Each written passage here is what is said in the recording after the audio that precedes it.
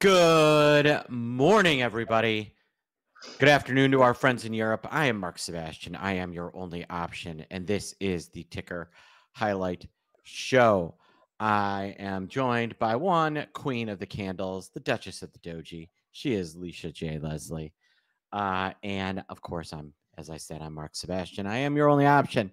Andrew will be joining us, and speak of the devil, there he is, Andrew T. Giovinazzi, joining us live for the Ticker Highlight Show. In today's show, we look at one ticker each week. We then break it down from a fundamental, a technical, and a volatility basis, and we make a potential trade. So with that, let's dig in.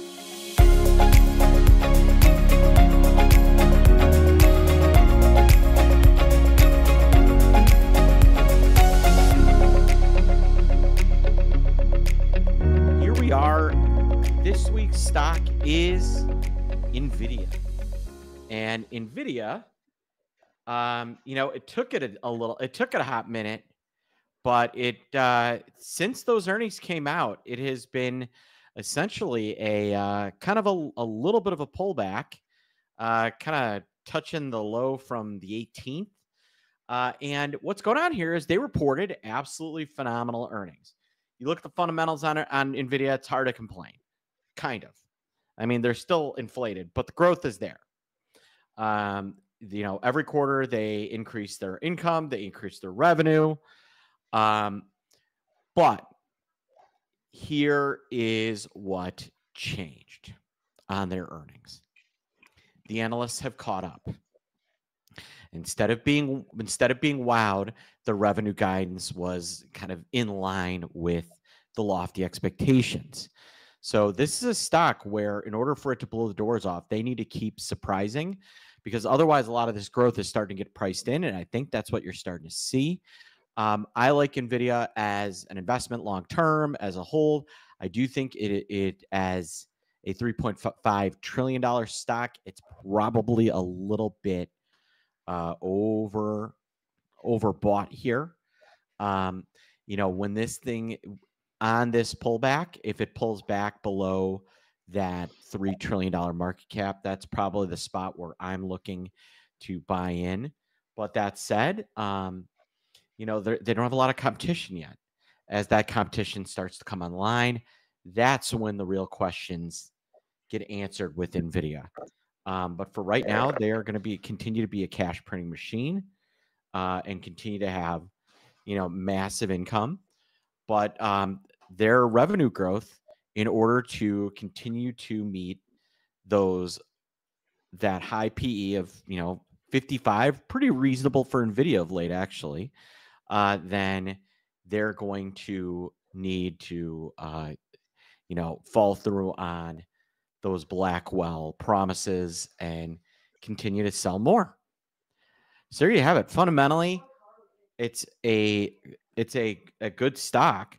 It's just hard to invest with the value as high as it is when you look at companies with much more diverse businesses trading at lower multiples that are worth less than that, like Microsoft or Amazon.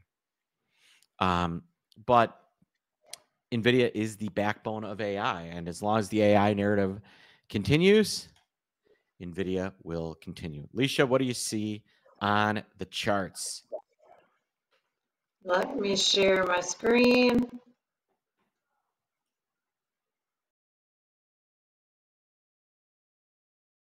I had this mini ups trending support going back to September 6th, so short term, but tested several times and failed on Friday. And sure enough, we get follow through. The median line here at 135, just below 135, 134.93 will be some support. And then below there, it's like 130.25. Way down here is 121. Let's look at it over here.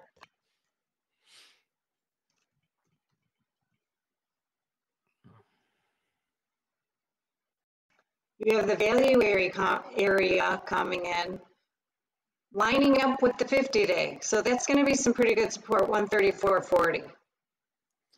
134.40. What did I say here? You said 134. 134.90. Yeah. What do So you make that'll of be these? some support. We're violating the 21-day here today. Mm-hmm. But there is below there's a pretty good thin zone down to 125 below that 134 there, 134.40. What do you make of these relatively big candles on the way down? There are some sellers. Yeah, no, that's a very bearish. You made a double top. Big high wave doji, which generally means mass confusion because they were confused, right? Retesting that high, actually took out that high, but couldn't hold it. The sellers all came in. So that was a pretty good confusion doji there. Follow through Friday and then your sell off today. Hard to say. Unless you get a little kind of head and shoulders bump there and it holds that median line, it looks lower to me. Yeah, I'm with you. I think you'll get a 50-day violation. I do see that there is a lot of volume there. What's interesting is a lot of that 50-day lines up volume-wise with some pretty big, huge red candles, which is kind of interesting, right? Is there do we hold a sign up for 50-day violation? You know, do we throw a flag? Like 50-day violation, Mark Sebastian. We do the horn.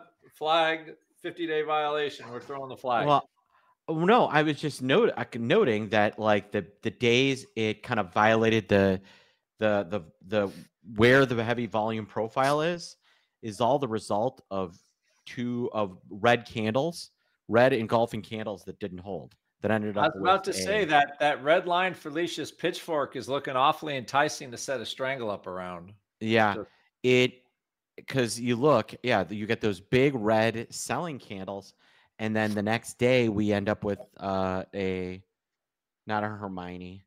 What's the word? You know, the Japanese word for pregnant. Harami. Harami. Hermione is a character from Harry Potter. So you got a Harami there. That might be a Freudian slip, Mr. Sebastian, right there. I've never been a big huge Harry Potter fan. No. Oh really? We loved it. Yeah, I don't know. My daughter liked it. Yeah, I don't know. You could get an inside day tomorrow, you know, after testing the median line. All it would take is a little Harami there. Well, here's a question. What is the Nvidia sell-off narrative today? Just like, you know, because I like every time Mark says, he's like, okay, you got to hit that high number. And every time they don't hit the high number on these earnings, like they stink, even though it was like 2 cents away, but it wasn't enough. It wasn't. No. And so what it's going to happen is that we'll probably pull the last time they had this exact cycle. It didn't honor the 50, didn't honor the 21, but did not get to the 200. It kind of bounced off the 150. That was on September 6th. So I'm kind of targeting that 100-day moving average down at 125. Whoa. Well, I'll tell you what then, if that's the case, I better buy some puts. Yeah, and the fact that vol is coming off as they drop, you know what was interesting? What got me bearish, and I for Delta Strike on Friday, I bought puts, I sold them this morning, 77% gain. What got me interested is the same thing I'm seeing today. So what we're seeing is a little bit of net premium buying in puts, right? They bought, if you go to live vol, and they have bought about, so far this morning, about $2 million worth of puts. They have sold $17 million worth of calls. So you don't have, even as we're selling off, you don't have call chasing. And you have a little bit of put buying. And so you've got people selling out of longs, overwriting their positions, and maybe a little bit of put buying. But when Nvidia is dropping and vol's not going up because people are selling at calls, to me, that is, in terms of Nvidia, to me, a bit of a sell trigger. Because Nvidia is of all things, it is a momentum stock. So when premium is net negative, that tells you the momentum is over and the sellers have room to kind of take over. So that is my process there. You make a good argument there, Mark. What's that? You make a good argument there. I like it. Hey, you know what? Seldom right, but never in doubt. That's what I always say. I kid. All right. So now let's kick it to Andrew, and he's going to talk the volatility complex that is NVDA. Am I, let's see here. I guess I got to share. Well, in this case here, like, I have to say, so I was looking at Mark's, but I mean, I don't know what kind of story you need to see, but premium shape. That's like, we haven't seen this kind of volatility since. You got to go back to January of last year. We had that post earnings, that quick drop. But I mean, you have to look at it. Ever since Nvidia kind of, I don't know, it's like had this last 3x run, right? Mm-hmm. It's been a more volatile animal overall, I would say. So can it get lower from here? Maybe, but there's not a lot of volatility risk here, I would say. Let's just do a 9-day vol average, 90-day here. You know, volatility in Nvidia has steadily been, like, 90-day vol average is over 55%. Yeah. And you can buy the apps. I don't know. I think you just buy it and wait for it to move at this point. I mean, that's what I would do. So, like, going into December, you're trading at a 41 vol. I mean, it still feels like, $10 for a strangle's a lot still. I mean, we just were trading 145, like, what, a day ago? Basically Friday, right? And here, let's see, you know, we've got a little upward sloping. I mean, I hate to say it, but I almost feel like we should lean like a little short, but not much. Yeah, I mean, I'll tell you, with Leish's median line at 135 and the December 6th 135 puts about $2.50. So these have 2 weeks to go. I might just buy those, take a shot, and when we touch the median line, unload them. I'll make 50 to 75% on those on a little dip. The timing's pretty good because we're catching a little bit of a bid right here. So I'm looking at something short dated, something as simple as just buying the December 6th 135 put and letting us get to the median line, you know, touch that 50-day moving average, and then we can make kind of a decision from there in terms of what do I want to do next. Like, I don't need to go for a home run with Nvidia. Maybe I get lucky and, you know, we wake up with a day like today where we're down $5, but then it gets bought, which is, I think, the scenario, like, likely, right? We'll get a day like today. Nvidia's low is, you know, it will not close on the lows. You'll get some interested buying as the day progresses, but then tomorrow you'll get another wath of people taking money in the morning and a little bit of rally. We will get that. I think we'll get that violation tomorrow or Thursday. And another piece of that is that we continue to see market breadth dramatically improve. And if you consider that Nvidia is being treated as a flight to safety, it's another reason to think about it as a potential short play. You know, the market breadth is phenomenal today. especially with bonds Well, recovering. it's like they're buying everything else, right? Yep. Before they could only buy Nvidia, now they're selling their Nvidia to buy everything else because everybody feels like it's safe to come out from under our rock. Yeah, the stuff that's down today is Bitcoin, Netflix, and Nvidia, and Vol. Let's do here. So we're wide open one Nvidia, December 06.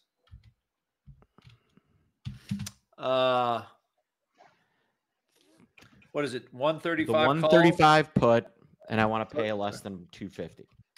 Puts for 230. 250. Oh yeah, what are they trading right now? They're trading 260. Right, yeah, I would try and pay 250. You can put in like a 265 top if you want. All right, and like a little if you wanted like for a hedge here. Buy a little. Well, Nvidia was just trading 145 last week. Yeah.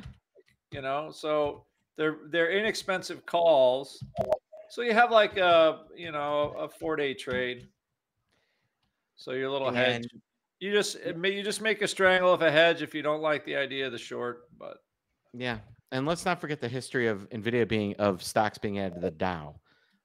This could be a very boring few months for Nvidia. Being added to the Dow Jones Industrial Average is a 6-month kiss of death.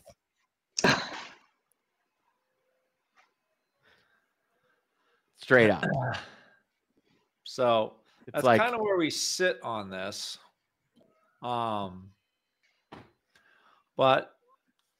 that's the trade idea. Just be sure. And then where would you have a little stop on your puts though?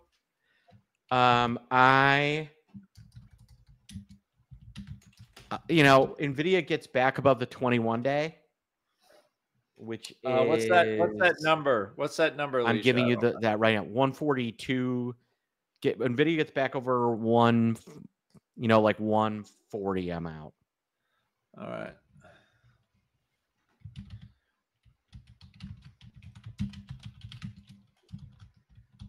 All right. And if you wanted to put on a cheap strangle, those calls aren't bad, just risk reward because that's sort of where we were. Yeah, it's not bad. All right. So there you have it, everybody. You've now seen Nvidia from a chart perspective, Nvidia from the fundamental side. We talked a little bit about order flow. And we gave you a trade idea for Nvidia. Andrew, you want to stop sharing your screen? Oh, so, yes, I do. With that in mind, we a couple programming notes. We will not have our Option Pit Live show on Friday, as we'll be, that's a shortened day, and we're going to take the day off. But we will be back next Monday with your ticker highlight show. So fear not, we will be back. And we hope everybody here listening in the United States has an amazing Thanksgiving. For our friends in Canada. Our friends in Canada, we hope you had a great Thanksgiving a couple of weeks back. And to everybody else that doesn't celebrate, enjoy Thursday, markets closed, and have a good one. So for Alicia J. Leslie, the Queen of the Candles, and Andrew T. Giovinazzi, the Viking of Volatility, the Vicar of the VIX, I am Mark Sebastian. I am your only option. We hope you have a great trading week. Have a good one, everybody. Have a good one, everybody. All right. Andrew, you saw my note. I got to drop